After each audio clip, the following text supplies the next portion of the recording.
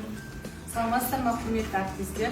Шоға мектеп-алды даярлық тобының «Жер ана табиғатты аялайық» атты ашық ұйымдастырылған оқу сағатымызға қош келдіңіздер.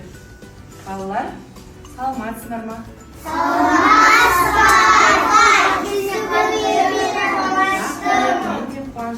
Балалар, көңіл күйіміз қалай?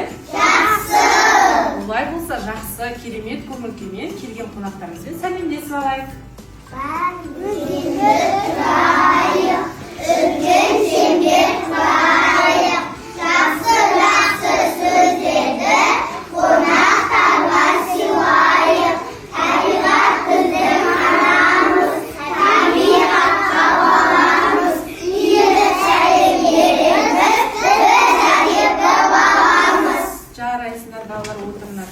Балалар, бүгінгі біздің ашық ұйымдастырылған іс-әрекетіміздің тақырыбы «Жер ана табиғатты аялайық» деп аталады. Балалар, табиғат дегенде көз алдыңызға не елестейді?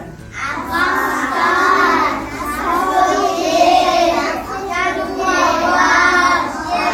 адамдар. Жарайсыңдар балалар, бізді қоршаған әлем, ол бізде табиғат деп аталады, иә?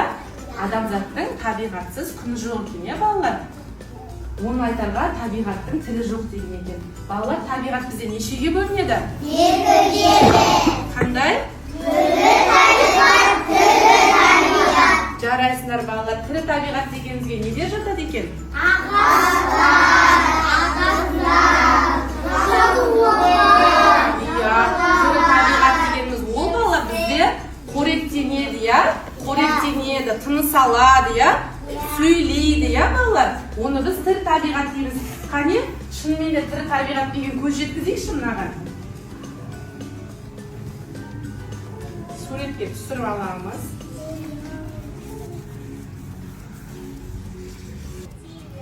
Қараңдар балалар. Менің атым Жапалақ. Мен тиінмін. Айнат мен қанат. Мынау үкі, мынау тиін, мынау ұядағы құс, мынау ләйлек, мынау киік, мынау қоян.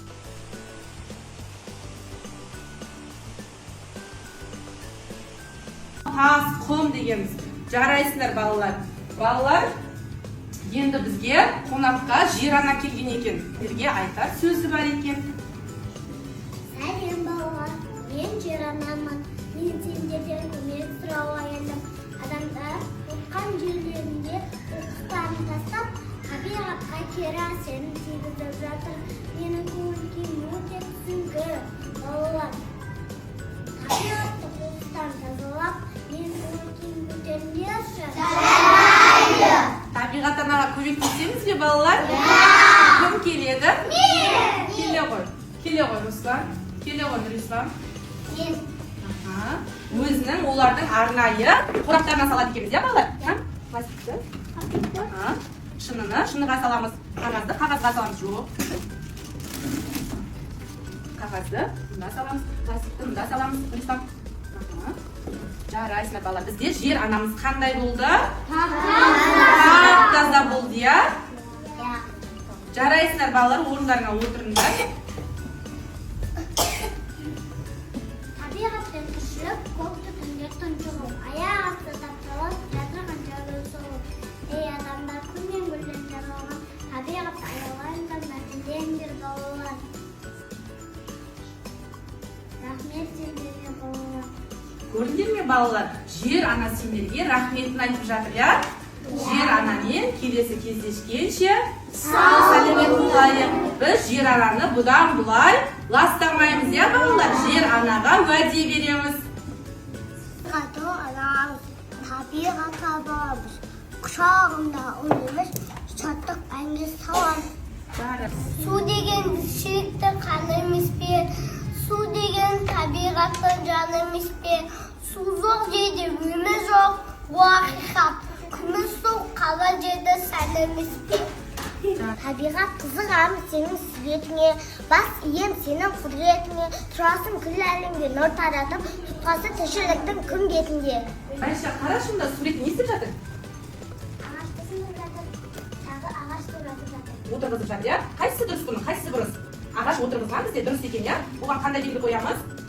Дұрыс деген белгі қоямыз. Ал ағашты сындыруға бола ма балалар? Болмайды, иә? Оған болмайды деген белгі қояды екенбіз. Жарайсың, Райша. Келесі кім шығады? Не істеп жатыр? Өртеуге болады ма? Болмайды, иә? Қан болмайды деген белгі қоямыз. Ал біздің орманымызды әрқашан таза ұстап, ағаштарға қамқорлық жасау керек екен, иә? Оған болады деген белгі қоямыз. Келесі кім шығады? Келе ғой, Сабыр. Не істеп жатыр, Сабыр? Ұстатуға бола ма? Болмайды, иә? Жарайсың.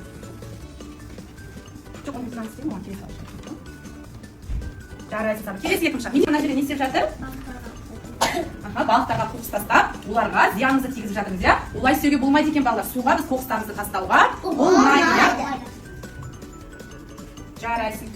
Келесі кім шығады? Жарайын, келесі суреттерізде. Иә, қоқыс тастауға болмайды, иә? Оларды арнайы өзінің жәшіктеріне салу керек. Қане белгіле ғой, дұрыс, бұрыс. Отырамын. Бір Артай мен әжей болыпты.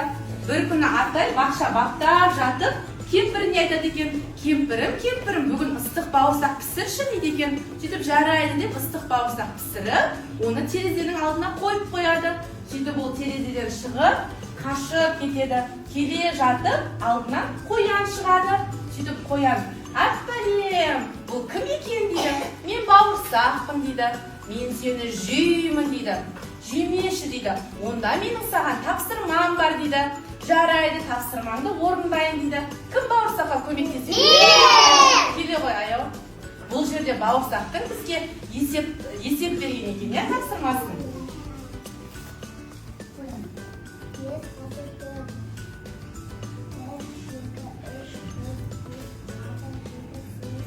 Жарайсың.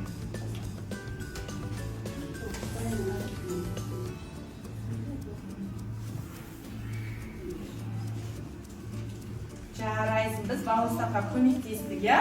Сөйтіп бауырсақ: "Жарайды, сен есепті дұрыс шығардың" дейді. Сөйтіп бауырсақ жүгіріп келе жатып, ойнап келе жатып, алдынан аю шығады. Аю: "Мынау қандай тәп-тәтті, сап-сары бауырсақ" дейді. Сол кезде: "Мен сені жеймін" дейді аю. Бауырсақ: "Мені жемеші" дейді. Сөйтіп бауырсаққа көмекке кім келеді? Келе ғой. Нұриден келе ғой. Келе ғой.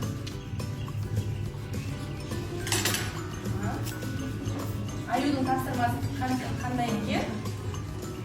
7. Неше болады? Жарайсың, жаза.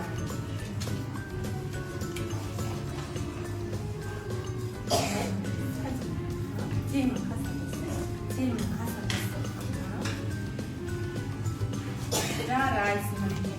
Сөйтіп бауырсаққа айтады: "Аю, сен есепті дұрыс шығардың" дейді. "Уф, Құдайға шүкір, мен аюдан да құтылдым" деп жүгіріп, селтеңдеп бара жатып, алдынан қасқыр шығады. "Мынау қандай дәмді бауырсақ, мен сені жеймін" дейді. Бауырсақ айтады: "Мені жемеші" дейді. "Онда менің тапсырмам бар, сол тапсырмамды орында" дейді.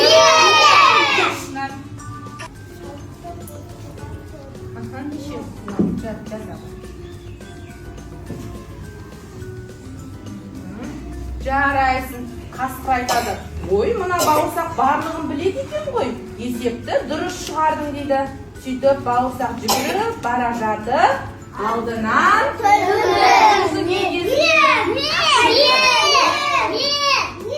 келе ғой, балаларың кеп. Сөйтіп түлкі айтады: "Мынау қандай дәмді бауырсақ, мен сені жеймін" дейді. Сөйтіп түлкі айтады: "Мені жемеші" дейді.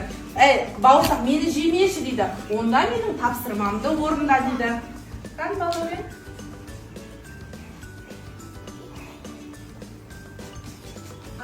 Жарайсың, жаза.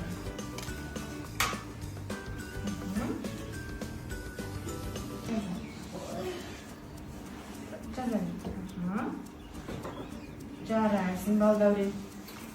Сөйтіп бауырсақ тапсырманы дұрыс шешіп, түлкіден де құтылады, иә? Сөйтіп бауырсақ жүгіріп келе жатады да, балалар. Келе жатып, мына алма ағашы қандай әдемі, осы алма ағашының түбінде демалып алайыншы дейді. Сөйтіп демалып жатқанда: "Шіркін, мына алмалар қып-қызыл болып пісіп аузыма түссе ғой" дейді. Сөйтіп сол кезде алма ағашы үн қатады: "Бауырсақ, менің тапсырмаларымды дұрыс орындасаң, мен қызыл алмаға айналамын" дейді. Кім орындайды? Мен! Орныңызды айта берейік. Мен! Юсуптан айтасың ба? Бұл бізде мақал екен, я? Тіршілік көзі не екен? Су. Дұрыс жауабы не? Дұрыс таптың. Енді алманың қызыл бетін жабыстырамыз, я? Алма қызылға айналды. Апай, мен! Ал, біреуін ал. Атадан мал қалғанша тал қалсын, жарайсың.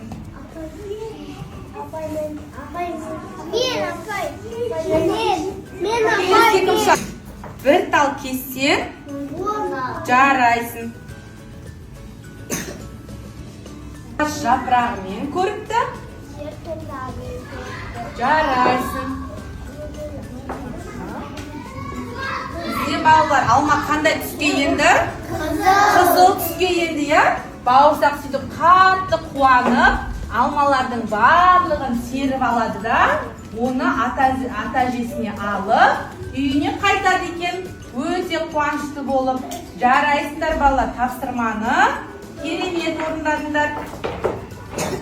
Балалар, бізде тіршілік көзі. Сол суға біз тәжірибе жасайықшы, бізде жаңбыр қайдан жауады? Аспаннан жауады, я? Ол неден пайда болады? Бұлттан пайда болады, я? Қазір біз соған тәжірибе жасаймыз.